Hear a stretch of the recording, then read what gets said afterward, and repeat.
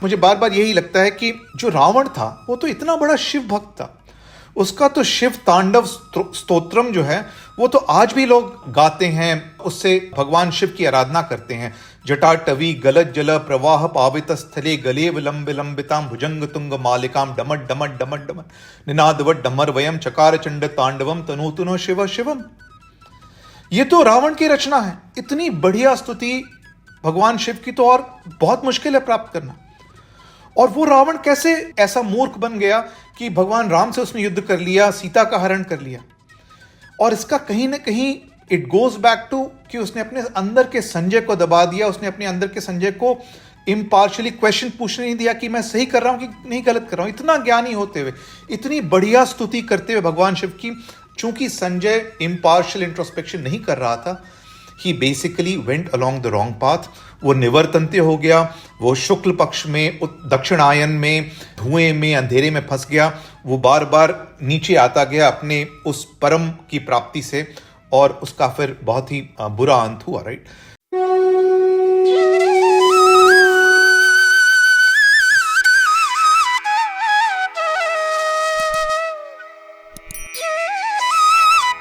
This is episode 42। पिछले episode में हमने चैप्टर 8 जो कि अक्षर ब्रह्म योग या yoga of the imperishable absolute और yoga of the indestructible eternal के वर्स 22 तक कवर कर लिया था। आज हम 6 वर्सेस कवर करेंगे, वर्स 23 से 28 तक, और इसके बाद हमारा चैप्टर 8 खत्म हो जाएगा। So let's start off with these verses and the literal translation first, and then we'll talk about some interesting things.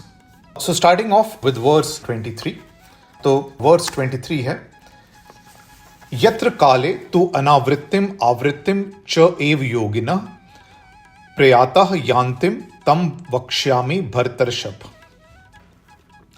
सो भगवान कह रहे हैं कि हे भरतर्षभ, अब मैं तुम्हें वो बताता हूं जहां पर जाने के बाद योगी कभी नहीं वापस आता, और वो भी बताता हूं जहां पर जाने के बाद योगी वापस आता है। तो भगवान कह रहे हैं कि मैं तुम्हें वो रास्ता बता रहा हूं जहां पर जाने के बाद योगी अटेन्स फ्रीडम, या बिल्कुल वो इटर्नल में मिल जाता है, और वो भी रास्ता बताता हूं जहां आने के बाद योगी रीबर्थ को प्राप्त होता है या वापस आ जाता है, वो इटर्नल से नहीं मिलता है। So that is verse 23। Then verse 24 है, अग्नि ज्योति अहम शुक्ल षण्मासः उत्तरायणम तत्र प्रयाता गच्छन्ति ब्रह्म ब्रह्म विदो जनः।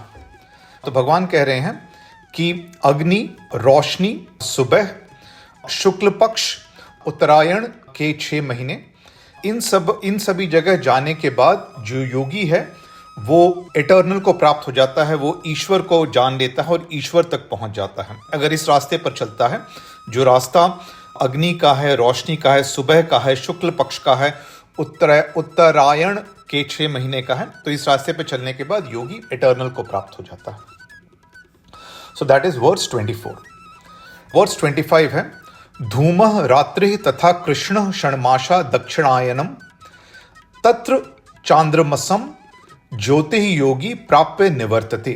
तो भगवान कह रहे हैं कि लेकिन धुआं, रात्रि, कृष्ण पक्ष, दक्षिणायनम के 6 महीने, इन रास्ते पर चलने के बाद योगी वापस आ जाता है, वह उस परम को प्राप्त नहीं करता, वहां से योगी निवर्तनते, रिटर्न कर जाता है। देन वर्स 26 है, शुक्ल कृष्णे च गति ही एते जगतः शाश्वते मते एकया यान्तिम अनावृत्तिम अन्यया आवर्तते पुनः।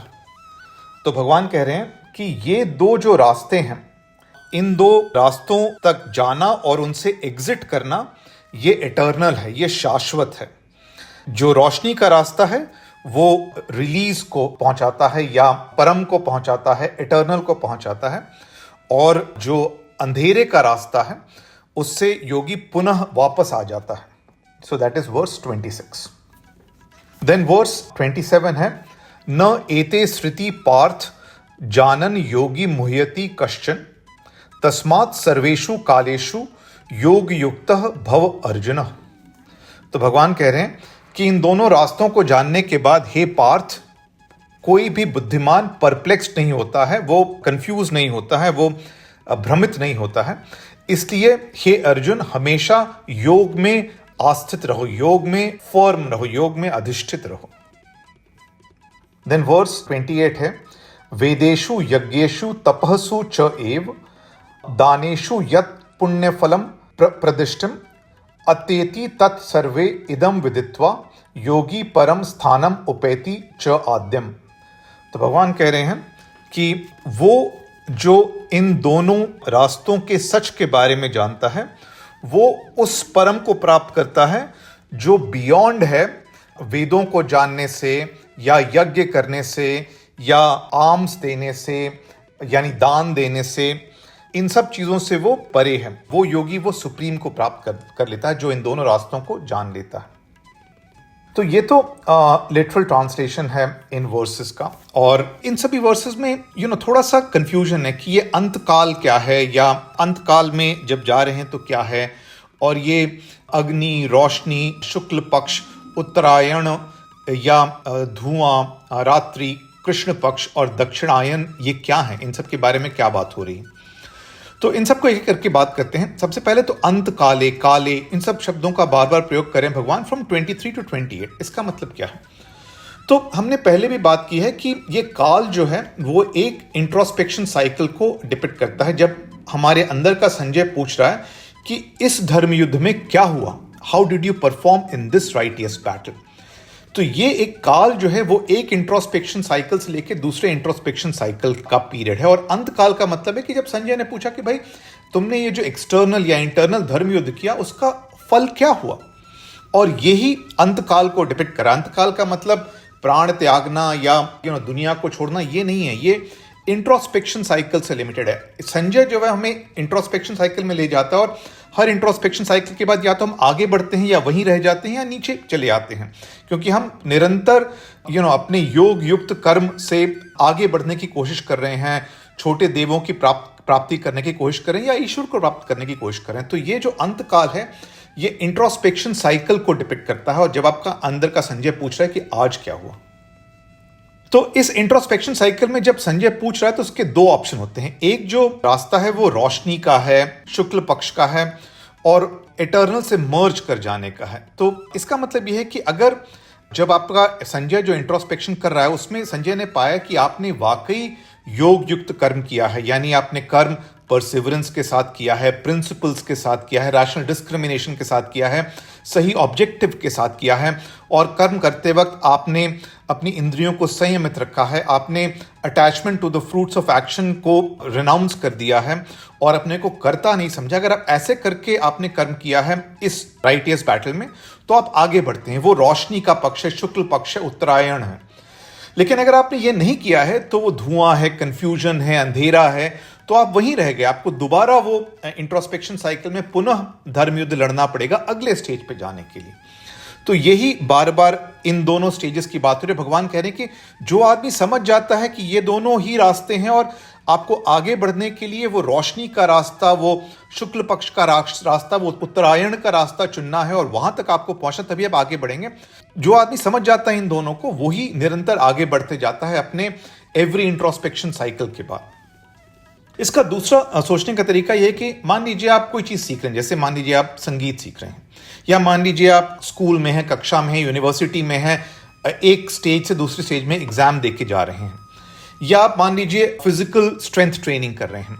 तो हर एक बार एक स्टेज से दूसरे स्टेज में जब आपको जाना है तो जब आपका जो इवैल्यूएशन होता है उसमें आप म्यूजिक के एक स्टेज से दूसरे स्टेज, तीसरे स्टेज पहुंचते हैं। या मान लीजिए आप इंजीनियरिंग पढ़ रहे हैं तो आपने बैचलर्स डिग्री की, फिर आपने मास्टर्स डिग्री की, उसके बाद आप पीएचडी कर रहे हैं, आप एक स्टेज से दूसरे स्टेज में इंप्रूव करते जा रहे हैं। या फिटनेस में आपकी स्ट्रेंथ ट्रेनिंग में आपका लेवल कुछ था, उसके बाद आप उससे आगे बढ़े। तो जब भी आपका ये इवैल्यूएशन हो रहा है आप एक स्टेज से दूसरे स्टेज में बढ़ रहे हैं अगर आपने पिछले स्टेज को सक्सेसफुली पास किया।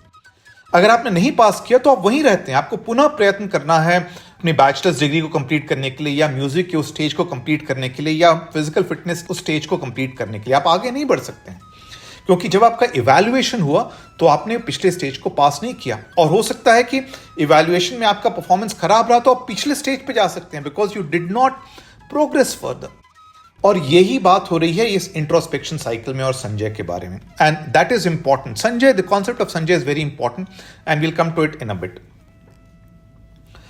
आई थिंक एट दिस स्टेज हम चैप्टर 8 के अंत पर आ गए हैं और चैप्टर 8 का रिकैप करना जरूरी है। तो चैप्टर 8 में कुल मिलाकर 3 इंपॉर्टेंट चीजें हैं जिसको रिकैप करना जरूरी है।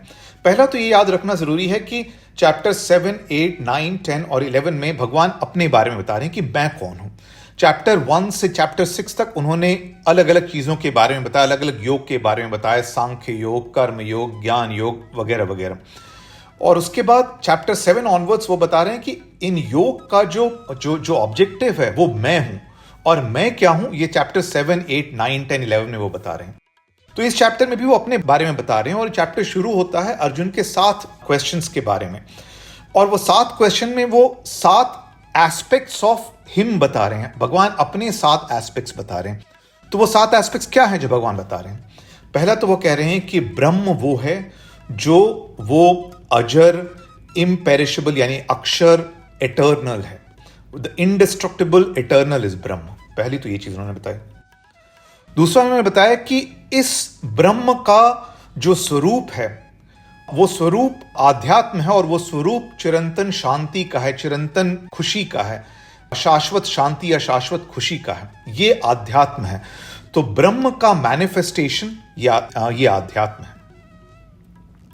तीसरा उन्होंने कहा कि कर्म वो है जिससे सभी भूतों का या जीवों का जन्म, सस्टेनेंस और डिस्ट्रक्शन होता है, और ये ओम से ओरिजिनेट करता है। So the birth, sustenance and destruction of living beings happens through action, और ये ओरिजिनेट करता है ओम में। इन सम वेज ओम को आप बिग बैंग की तरह भी समझ सकते हैं। फिर उन्होंने बताया कि अधिभूत भी मेरा फॉर्म है, और ये मेरा फिजिकल डिस्ट्रक्टिबल फॉर्म है, ये मेरा भौतिक अक्षर फॉर्म है, और वो भी भगवान का फॉर्म है। पृथ्वी, सूरज, जीव जंतु, पत्थर, पहाड़, नदियां, वो भी ईश्वर के मैनिफेस्टेशन हैं। उसके बाद भगवान कह रहे हैं कि अब इसके बियॉन्ड जो देव हैं, जो स्मॉलर ऑब्जेक्टिव्स हैं, अधिदेव, वो भी मेरा मैनिफेस्टेशन है। वो स्मॉलर ऑब्जेक्टिव्स हैं जो एटर्नल के रास्ते में स्टेप्स हैं, बिना उनको पार किए योग युक्त कर्म से आप मुझ तक नहीं पहुंच सकते। तो वो अधिदेव भी ईश्वर का मैनिफेस्टेशन है। उसके बाद वो कह रहे हैं कि वो ऑब्लेशन या वो आहुति जिसमें आप अपने अटैचमेंट जो आपका है वो फ्रूट्स ऑफ एक्शन के प्रति उसको आप रिनाउंस कर देते हैं, या वो आहुति या वो अग्नि जिसमें आपका रैशनल डिस्क्रिमिनेशन और बुद्धि प्यूरिफाइड हो जाते हैं, और उसमें जिसमें योगी हमेशा स्थित प्रज्ञ रहता है, इक्विपॉइज्ड और इक्वानिमस रहता है, वो अधियज्ञ है। इन सभी चीजों का जो प्राप्त करने वाला है, इस रिनंसिएशन, इस कर्म का जो प्राप्त करने वाला है वो ईश्वर ही है, और वो अधियज्ञ है। सो अधियज्ञ भी in some ways manifestation of God है, या भगवान तक पहुंचने के रास्ते हैं। ये जो अपने भिन्न भिन्न स्वरूप भगवान ने बताए हैं, ब्रह्म, अध्यात्म, अधिभूत, अधिदैव, अधियज्ञ, ओम या कर्म, ये सारे जो हैं ये भगवान समझा रहे हैं इन चैप्टर 8, और ये पहला रिकैप है चैप्टर 8 का। दूसरा है कि भगवान बार बार इस चैप्टर में कह रहे हैं कि जो मुझ पर फोकस्ड है, मुझे हर समय याद रखता है योग युक्त कर्म करते हुए, और जो रियली मुझे पाना चाहता है वो ही मुझे प्राप्त करता है। So undistracted focus and attention is key. You really need to want to realise God.